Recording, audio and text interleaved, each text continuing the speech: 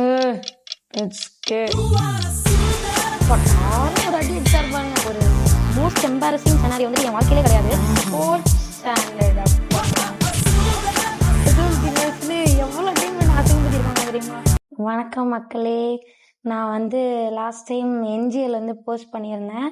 அதுக்கு வந்து நிறைய பேர் வந்து கொஸ்டின்ஸ் கேட்டிருந்தீங்க. அதில் ஒரு சிலது லைக் ரேண்டமாக செலக்டிவாக எடுத்து நான் எல்லாத்துக்குமே ஆன்சர் பண்ணியிருக்கேன். பிகாஸ் வீடியோ வந்து ரொம்ப லாங்காக இருக்குது. ஸோ கோச்சுக்காதீங்க. நான் வந்து வீடியோ பார்த்துட்டு எப்படி இருக்குன்னு சொல்லுங்கள். ஓகே கைஸ், நம்மளோட ஃபர்ஸ்ட் என்ஜிஎல் கொஸ்டினுக்கு போகலாம். என்னது அப்படின்னா, என்ன பண்ணுவீங்க ஒன் டேல? வந்து இப்ப நான் என்ன உங்கள்கிட்ட சொல்றது? ஒன்று ஸ்க்ரோல் பண்ணுவேன், இல்லை சோறு சாப்பிடுவேன், தூங்கிடுவேன். கைப்புள்ள இன்னும் ஏண்டா முடிச்சுக்கிட்டு இருக்க? தூங்கு. இந்த மாதிரி ஒர்க்கு இல்லை ஆக்டிவாக ஏதாவது செயல்படுமானா, I hate being active. I hate active people. Scientifically. Second question வரலாமா? இது ஒரு மோசமான கொஸ்டின். கீழே விழுந்து அசிங்கப்பட்டிருக்கியாப்பா? I did டுடேவா. சரி, ஒரு 9th ஸ்டாண்டர்ட் படிக்கிறப்ப நான் வந்து ஒரு சீனியர், ஒரு அண்ணா, சும்மா வந்து அண்ணா தான், சும்மா வந்து சரி அவங்கள பார்க்க போகலாம் அப்படின்னு சொல்லிட்டு அவங்கள்ட்ட இந்த ஸ்போர்ட்ஸுக்கு வந்துட்டு லிஸ்ட் எடுக்கிறதுக்காக குடுகுடுன்னு ஓடுறேன் அந்த கிளாஸுக்கு. அந்த கிளாஸ் வந்து எப்படின்னா, லைக் எங்களோட எல்லா கிளாஸ் ரூம்ஸுமே செம்ம பக்காவாக டைல்ஸ்லாம் போட்டு பளபளன்னு வச்சுருப்பாங்க. நான் வந்து அங்கே வேகமாக ஓடி வந்து போகணும் அப்படின்னு சொல்லிட்டு ஒரு ஆர்வத்தில் குடுகுடுன்னு உள்ளே வந்தேன் பாருங்க. அப்படியே சறுக்கி படார்னு விழுந்தேன்.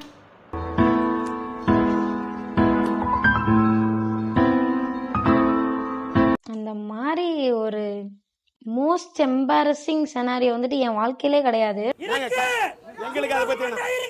அன்னைக்கு யாரெல்லாம் பார்க்கக்கூடாது, யாரெல்லாம் என்னை எப்படி பார்க்கணும்னு நினச்சிருந்தேனோ அவங்க எல்லாம் நான் கவுந்தடிச்சு விழுந்ததை பார்த்தாங்க. ஓகே, நம்ம வந்து அடுத்த கொஸ்டின் போகலாம். அடுத்து, ஏதாச்சும் சேட்டப் பண்ணி வீட்டில் மாட்டிருக்கியா? மாட்டியிருக்கேன், நிறையா டைம் மாட்டியிருக்கேன். ஆனால் ஒரு டைம் வந்து என் வீட்டிலையே வந்து பொழக்கிற அளவுக்கு மாட்டினேன். அது வந்து என்னன்னா, ஏன் அப்படி சொல்கிறேன்னா வந்து பேசிக்கலி என் வீட்டில் வந்துட்டு செம்ம சில் பேரண்ட்ஸ். ஒரு மாதிரி ரொம்ப ஸ்ட்ரிக்ட்டு, மறைச்சு பண்ணுற அளவுக்கு வந்துட்டு மோசமான பேரண்ட்ஸில்.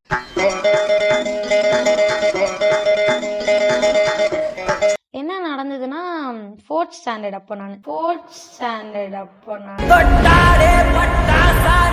ஸ்கேட்டிங் கிளாஸ் வந்து அப்போ என்னை சேர்த்து விட்டாங்க. சும்மா அப்போ வந்து எல்லா கிளாஸ்க்கும் போவேன், சும்மா அப்படியே பங்க் பண்ணிட்டு எனக்கு எங்கே அந்த மாதிரி ஜாலியாக இருக்கோ அந்த மாதிரி போய் கிளாஸ்லாம் போயிட்டுருப்பேன்.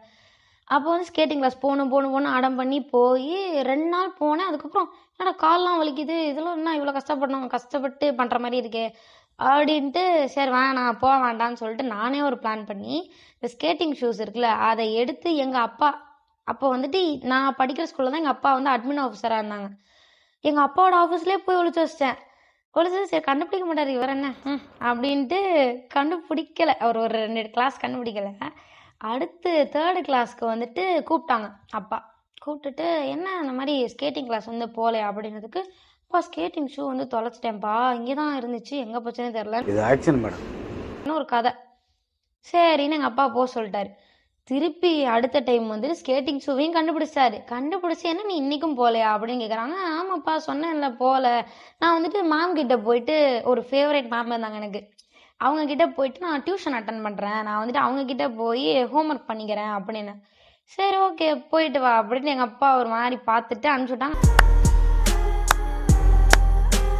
அப்போவே நான் நோட்டீஸ் பண்ணியிருக்கணும் மாட்டிக்கிட்டோம் அப்படின்னு. அப்பயும் ஜாலியாக போயிட்டு ஹோம்ஒர்க் பண்ணுற இடத்துலையே போயிட்டு ஹோம்ஒர்க் பண்ணாமல் என்ன பண்ணுறேன், மேம்கிட்ட வந்து இந்த மாதிரி கதை அடிச்சிட்டு இருக்கேன். எங்கள் அப்பா வர ரவுண்ட்ஸ், அவ்வளோதான் நம்மளை முடிச்சு விட்டீங்க போங்க. வெளில நின்றுட்டு, என்னப்பா ஹோம்ஒர்க் பண்ணுறேன் தானே சொன்னேன், பண்ணலையா அப்படின்னு. இல்லைப்பா பண்ணணும், அந்த டைரி அப்படின்னு இழுத்தேன். அந்த மேம் வந்துட்டு சொன்னாங்க, அவங்க வந்து டைரி வீட்டில் வச்சு வந்துட்டாலாம் பாப்பா, நாளைக்கு பண்ணிக்கிட்ட பிரச்சனை இல்லை சார்ன்னு அவங்க சொல்கிறாங்க. எங்கள் அப்பா பேக் எடு அப்படிங்கிறாரு. செத்துருவேன் நான் இப்போ வீட்டுக்கு போயிட்டு. ஐயோ என்ன பேகெல்லாம் கேட்குறாரு அப்படின்ட்டு. சரி ஓகே பேக் எடுத்து கொடுத்தா உள்ளே அப்படி இருக்கிற டைரி. அவன் இன்னும் திருந்தல மாமா. அப்படியே டைரியை வந்து உள்ளே வச்சுட்டு பேகை தூக்கி சைடில் வச்சுட்டு பட்டார்னு ஒரு அடி அடிச்சா இருப்பாங்க. உணர்ந்திருந்து மாட்டிக்கிட்டேன். இதுக்கு மேலே பொய் சொல்லி மாட்டவே முடியாது. அவ்வளோ பொய் சொல்லிட்டேன் நான். ஒரு 2 பொய் சொல்லினா தப்பிச்சிருப்பேன். ஆனால் அதுலேருந்து பொய் சொல்கிறதே இல்லை. வீட்டில் இருக்க மக்களுக்கு இது. சரி, அடுத்து. To you like singer Sai Abhyankar? உங்களுக்கு வந்து நான் சொல்ல வார்த்தையே இல்லை. அப்படியே அந்த பாட்டுன்னு நினைச்சாலே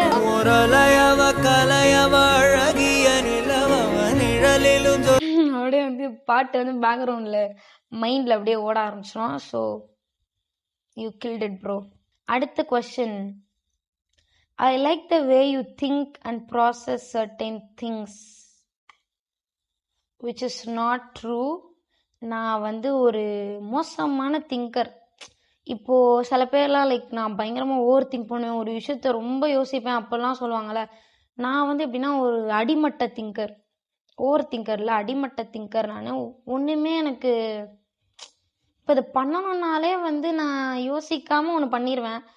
அதுக்கு ஒரு பிரச்சனை வரும். அதை யோசித்து ஒன்று பண்ணலான்னா அதுக்கு ஒரு அந்த மாதிரி. அது நான் ஒரு மோசமான திங்கருங்க. ப்ராசஸ் சர்டைன் திங்ஸ்லாம் வந்துட்டு ஒரு பெரிய வார்த்தை. ஓகே, அடுத்த question. What would you do if you are invisible for an hour? கொடுக்குறதான் கொடுக்குறீங்க, ஒரு hour கொடுப்பீங்க? ஒரு 2-3 நாள்னா வந்துட்டு எங்கேயாவது ஏதாவது ஒரு ட்ரிப் மாதிரி போயிட்டு காசு இல்லாமல் அப்படியே வந்துடுவேன். அது பண்ணலாம். 1 hourனா வந்துட்டு எனக்கு பல பேர் மேலே வன்மம் இருக்குது. அவங்களாம் போயிட்டு தாக்கிட்டு ஓடி வந்து அட்டனன்ஸ் போட்டுறேன். அதுக்கப்புறம் your biggest embarrassment and comeback. இதெல்லாம் நம்புற மாதிரி அங்க இருக்குது. சரி, இது வந்துட்டு எனக்கு பிடிச்ச ஸ்டோரி தான் ஆக்சுவலாக. Your biggest embarrassment and comeback. Same அதே 4ஆம் கிளாஸில் தான் இதுவும் நடக்குது.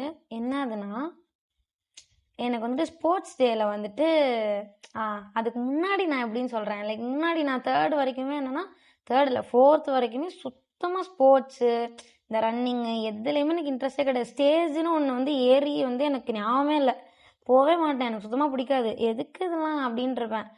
பார்த்தா அந்த டைம் வந்து ஸ்போர்ட்ஸ் டே நடக்குது. எங்கள் அப்பா வந்துட்டு அங்கே ஒர்க் பண்ணாங்கன்னு சொல்லியிருந்தேன்ல. அப்போ வந்து என்ன ஒரு மாதிரி ஸ்டாஃபு இவங்களோட பொண்ணு அப்படின்னா ஒரு எக்ஸ்பெக்டேஷன் இருக்கும்ல. ஸோ எல்லாருமே ஏதோ ஹை எக்ஸ்பெக்டேஷனோட வந்துருந்துருக்காங்க. எனக்கு தெரியாதுல்ல, நானே ஒரு ஓகே எனக்கு தெரில. எங்கள் அம்மா பார்த்தா எங்கள் அம்மா வந்து லைக் இந்த மொத்த ஸ்டேடியமில் ரிசர்வ் லைனில் வந்து ஸ்டேடியம், ஒரு பெரிய ஸ்டேடியம், அங்கே வந்து உட்காந்துட்டு பார்த்துட்டு இருக்காங்க. நான் என்ன பண்ணுறேன் அப்படின்ற மாதிரி ஒரு மாதிரி ரொம்ப ஈகராக எப்படி பண்ண போகிறா அப்படின்னு எங்கள் அம்மா வெயிட் பண்ணுறாங்க. நான் பார்த்தா நான் ஒரு தனி கனவு லோகத்தில் இந்த மாதிரி டான் டான் டான்னு கத்துவாங்களே அந்த மாதிரி எனக்காக ஏதோ எல்லாரும் சியர் பண்ணுற மாதிரி நான் அந்த ட்ராக்கே பார்க்காம நான் எல்லாரையும் பார்த்து டே ஸ்லோ மோல் ஓடிட்டு இருந்தேன். பார்த்தா லாஸ்ட்டு நான் வந்து வந்தது லைக் கொஞ்சமாவது ஓடினாவது ஒரு சும்மா கொஞ்சம் தூரமாக தான் வந்திருப்பேன். லாஸ்ட்டில் போயிட்டு பயங்கரமாக அசிங்கப்பட்டேன்னா. வாழ்க்கையில ஃபர்ஸ்ட் யாரு முன்னாடி போறாங்கிறது முக்கியம் இல்ல, லாஸ்ட்ல யாரு ஃபர்ஸ்ட் வராங்கிறது முக்கியம் இல்ல. அப்போ வந்து என்னன்னா எனக்கு பெருசாக எனக்கு அது ஒரு விஷயமாவே தெரில. ஓகே போங்க அப்படின்ட்டு போயிட்டேன். பார்த்தா பைக்கில் ஏறி உட்காந்தோடனே எங்கள் அம்மா என்கிட்ட பேசவே இல்லை.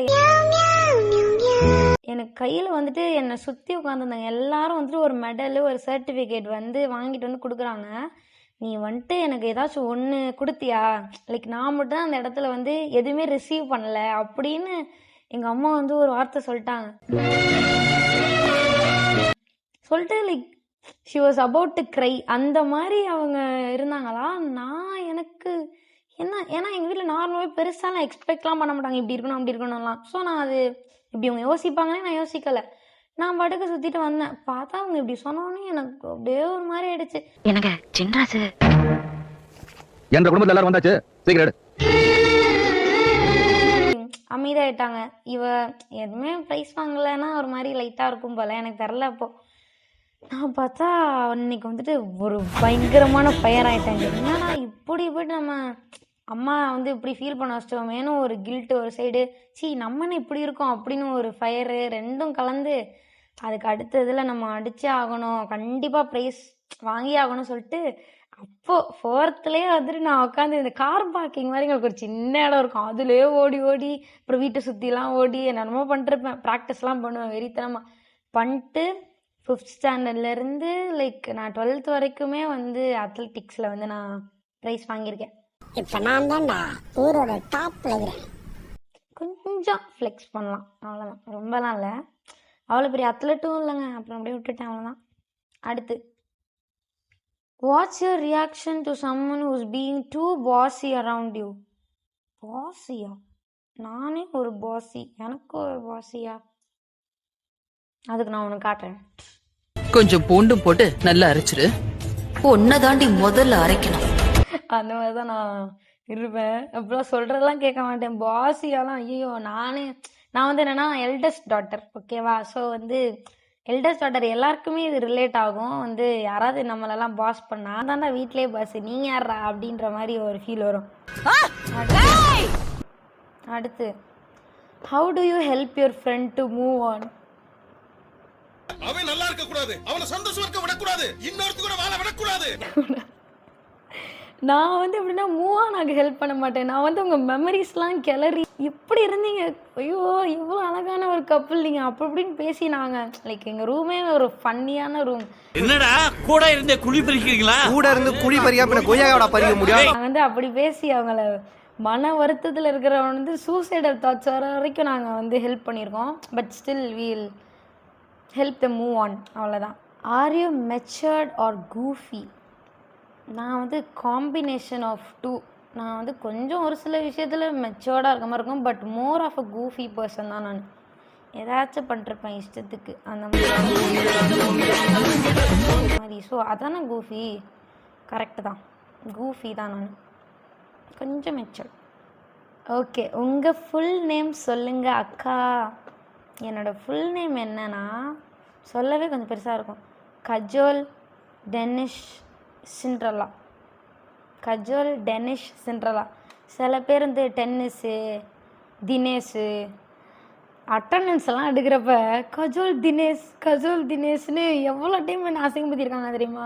ஆனால் என்னோடய பேர் டெனிஷ், அது வந்து ஒரு மேரியோட நேம், ஓகேவா? இந்த போஸ்டர்லலாம் வரும்ல, இந்த மாதிரி. நன்றி, வணக்கம்.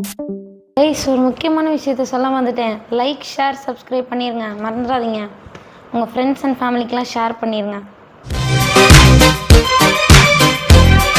இதெல்லாம் வச்சுட்டு ஒன்றுமே பண்ண முடியாது. இது வந்து என்னோட அலாம், அவ்வளோதான். இதை வச்சு நீங்கள் வந்து நான் ஒரு டிவிகே ஃபேன், நான் ஒரு தளபதி ஃபேன் அப்படின்னு நீங்கள் நினச்சிக்காதீங்க. நான் தளபதி ஃபேன் தான். சரி, பரவாயில்ல, அடுத்த கொஸ்டின் போயிடலாம். ஒரு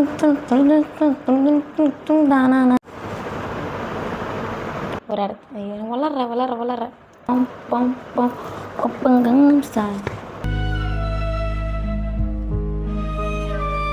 இப்படி தான் வந்து ஒரு வீடியோ வந்து என்னால் ஸ்பாயில் பண்ண முடியும். மைக்கில் அடிச்சிட்டேன், சூப்பர். சொக்கத்துங்கன்னு சொல்றேன். ஏன்டா எல்லாருமே இப்போ ஃபோன் பண்ணுறீங்க? சரி, நன்றி, வணக்கம்.